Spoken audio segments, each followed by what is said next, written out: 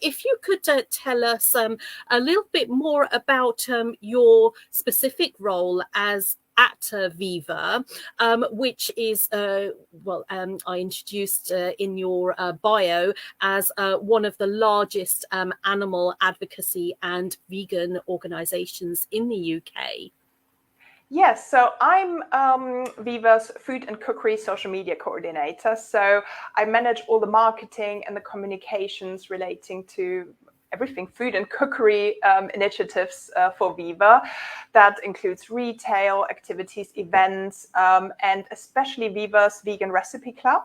So the Viva Vegan Recipe Club is a web page, but we are also on Facebook, on Instagram, Twitter, so everywhere you can find us. We also have an app, and we support people basically in going vegan with recipes, with tips.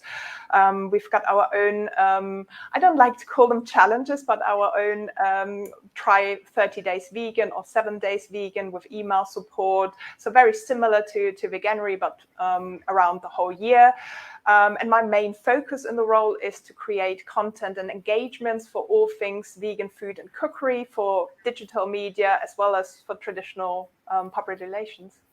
Can I ask you, how much has membership of Viva increased? And is January the month where most people do want to go vegan, according to your membership figures?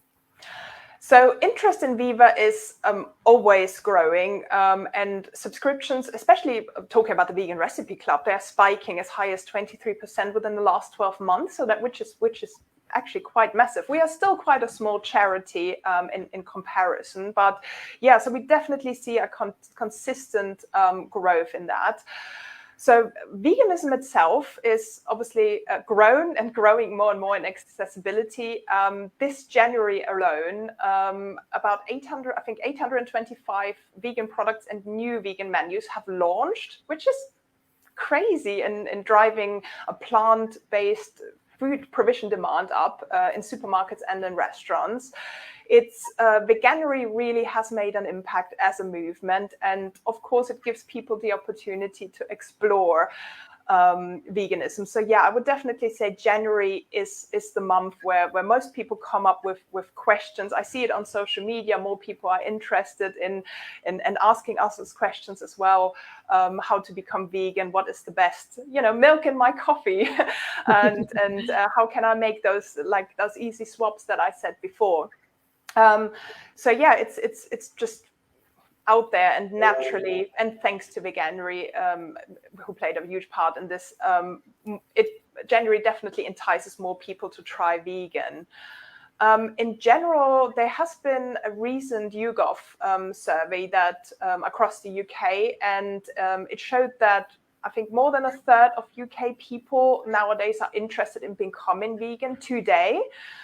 With 1 in 8 home prepared meals being completely vegan, which is astonishing. This is amazing. Wow. And less than 2/3 of meals involving meat. So there's definitely a shift. And a month like January, where, like we said before, where companies, and especially big companies like Krispy Kreme bringing out vegan donuts, it makes things just easier for people to just dip their toes in and try a vegan alternative. So yeah, definitely January is a massive month for the vegan movement. Has social media been a big influence on more people going vegan, would you say? Yes, definitely. Education and accessibility is definitely a point where social media played a big role, or the media in general played a big role. So Veganuary, again, itself, it's January, so everything is about Veganuary. But I also like to use it as a good example, because it's just such a massive movement. So Veganuary itself appeared last year about 1,500 times in different media outlets, which is massive. It's huge. Just the keyword Veganuary being mentioned. And vegan Google searches have spiked in the last couple of years for over 50%. So people are interested. They want to know more about it.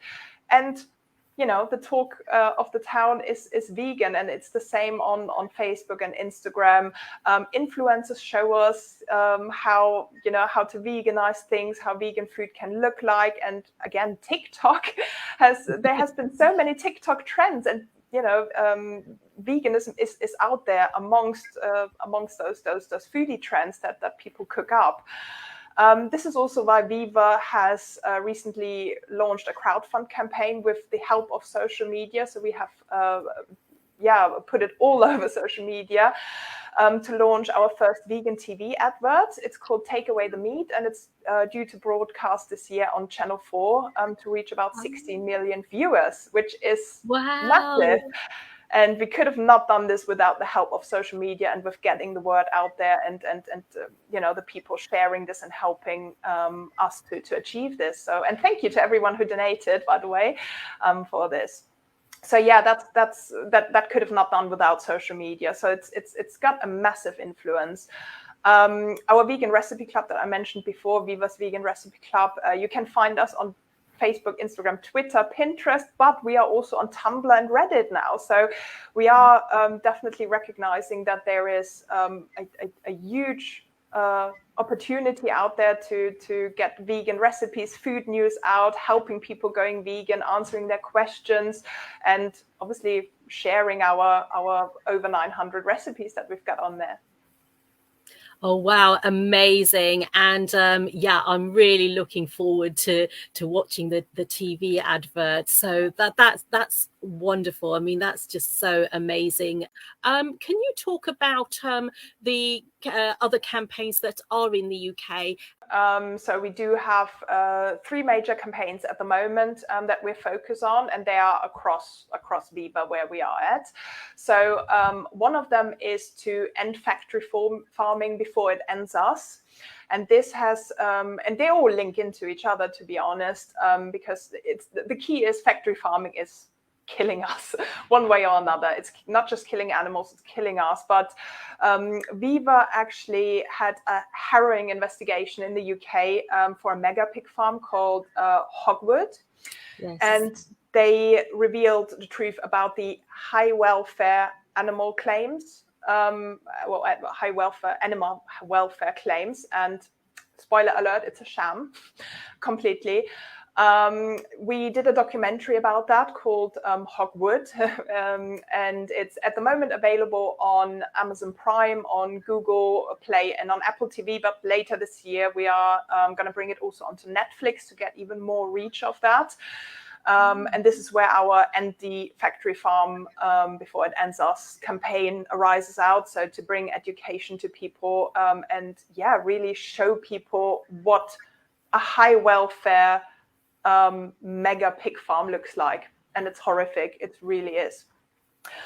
Then following on from that, we want to continue quite successful billboard campaigns. So last year we launched 60 billboards across different sites in the East Midlands, which were really bold and eye-catching, and trying to get people to make that connection by raising questions like why we love one animal and eat others. They were quite heart-wrenching because there were baby lambs on there and baby piglets. But it gets people to think, oh my God, I'm eating this. If I eat a lamb, this is what it looks like. So it really is then also encouraging people to make that connection, to think, and to hopefully go vegan. And another part of that campaign is also encouraging to slash the risk of factory farms continuing to be breeding grounds for pandemics by, going vegan. So and this ties in then to our last campaign, our last major campaign, which is called 3 in 4, which basically is 3 in 4 of potential deadly diseases for humans come from animals. So we are looking to continue investigation into exposing those mega farms and the connection it has to those diseases that they are breeding. government lobbying. So we do lobby the government to end factory farming and create awareness by doing documentaries, videos, social media, public relations, and our billboards. So that all ties in. So those are our 3 campaigns that kind of tie in together.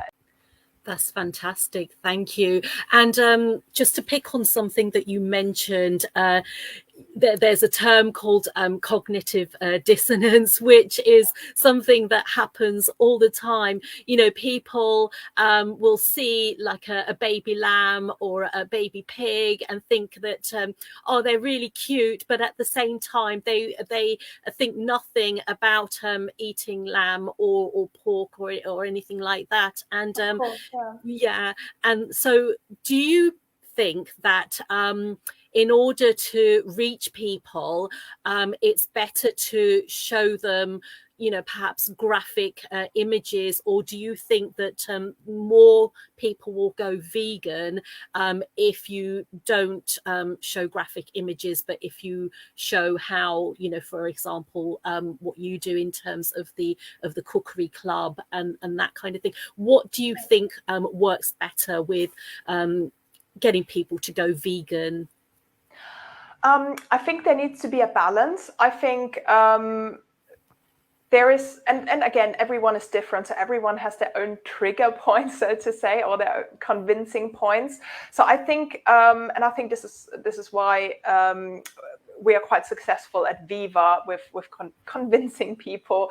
You have to have a balance of both. I think it's important to show what goes on in those farms and what our standard farming practices are, how the animals are treated, again, how it ties in with our health and with our environment and so on. So I think education is a big part, and sadly, graphic images are part of that education, because it needs to be shown for people to understand and believe it as well.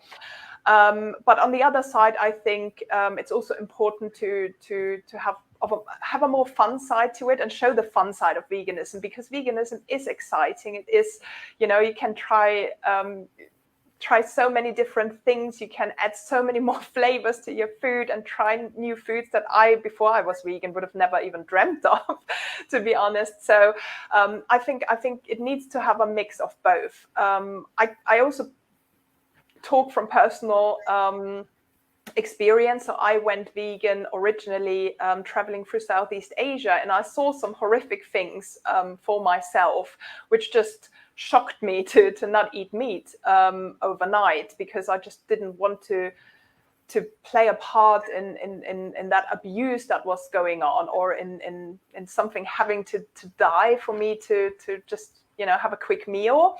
And obviously going on, I kind of started experimenting with food and trying out different foods. And then in the same token, also learning more and more about the different industries. So for me personally, it was a mix of both. And I think for most people, it will be a mix of both, of making veganism a positive experience while, you know, showing the truth about meat, dairy, and the egg industry.